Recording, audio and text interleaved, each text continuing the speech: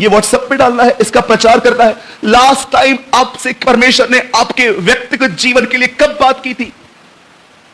क्यों बात नहीं करता वो? याद रखिएगा, सबसे बड़ी पनिशमेंट कोविड-19 नहीं है। सबसे बड़ी पनिशमेंट गरीबी नहीं है, बीमारियां नहीं है। सबसे बड़ी पनिशमेंट होती है खुदा ने आपसे बात करना बंद कर दिया है। और जानते हो क्यों बंद किया है? क्योंकि पास में उसने आपको कुछ ठीक करने के लिए कहा था जो आपने आज तक नहीं किया है। आपने कठोर किया अपने मन को। इसलिए इब्रानी का लेखक कहता है, यदि आज तुम उसका शब्द सुनो तो अपने हृदय में डिसाइड मत करो मैं नहीं करूंगा। इसको कहते हैं कठोर मन। हो सकता है आप में से कोई भाई बैठा हो यहां पर जो एक गलत संबंध में हो, लेकिन आज भी आप ये सच्चाई जानने के बाद ये कि गलत है, उसके बाद भी आप अपने आप में कन्विंस हो, नहीं मैं नहीं छोड़ सकता। ये उसको क्या कहते हैं? इसको कहते हैं अपने आप को कठोर करना।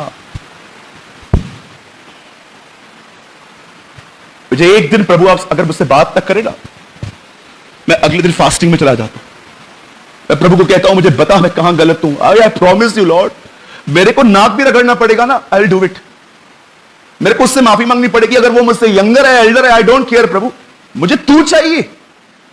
I want you Lord. तेरे और मेरे बीच में जो आएगा मैं उसे हटाऊंगा।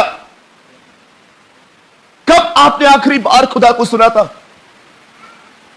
क्यों यीशु मुर्दों में से एक बच्ची को जिंदा करने के बाद कहता है इसे कुछ खाने को दो? वो दिखा रहा था एक मतलब है, जो लोग पहले गुनाहों में थे वो उस बच्ची की तरह मरे हुए थे, और यीशु एक दिन हमारे जीवन में आता है और हमें उठा देता है, और उठाने के बाद जीवित रहने का एक ही तरीका है, इसे खाने को दो।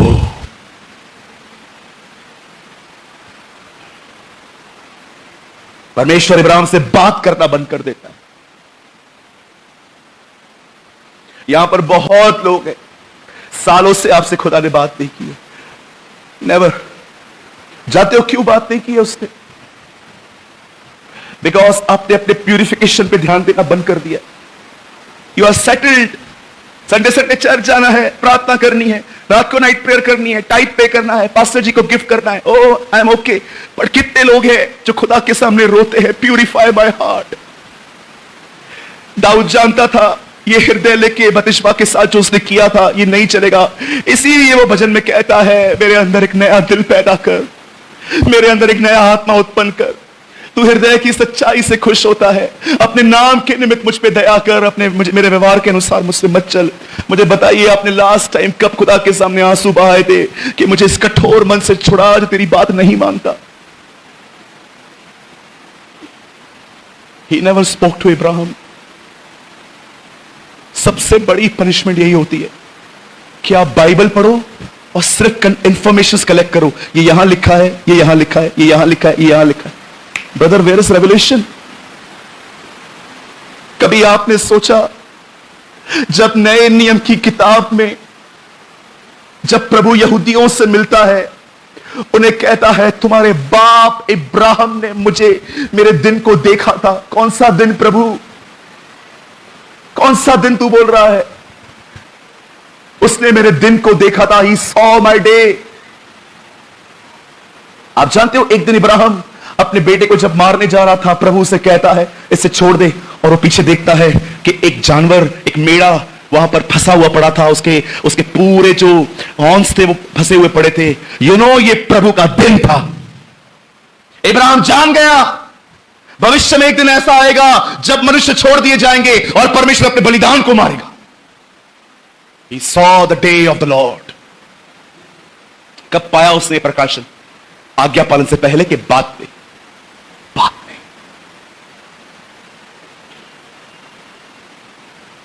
और एक दिन उसके जीवन में वो दिन वापस आता है।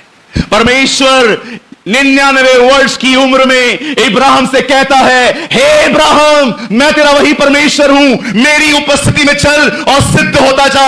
जानते हो परमेश्वर उसे ये क्यों कहता है? क्योंकि परमेश्वर जानता था इब्राहिम बहुत गलतियां कर चुका था। अब परमेश्वर इब्राहिम को एक नई शुरुआत दे रहा है। जो हो गया सो हो गया, अब एक काम कर, जान समझ मैं उपस्थित हूं और मेरी उपस्थिति में जिंदगी बिता।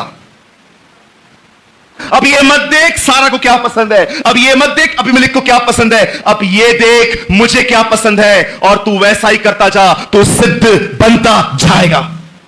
हर निर्णय, हर अपना शब्द, हर अपना विचार, देखने का तरीका, उठना बैठना इस विवेक में करिए कि क्या उसे भाता है,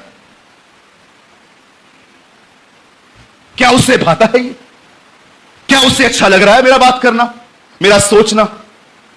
कलीसिया के लोग भले मुझे धर्मी समझते हैं, लेकिन मेरे मन में क्या चलता है वो जानता है। You living in the presence of Jesus Christ? I preach what I practice.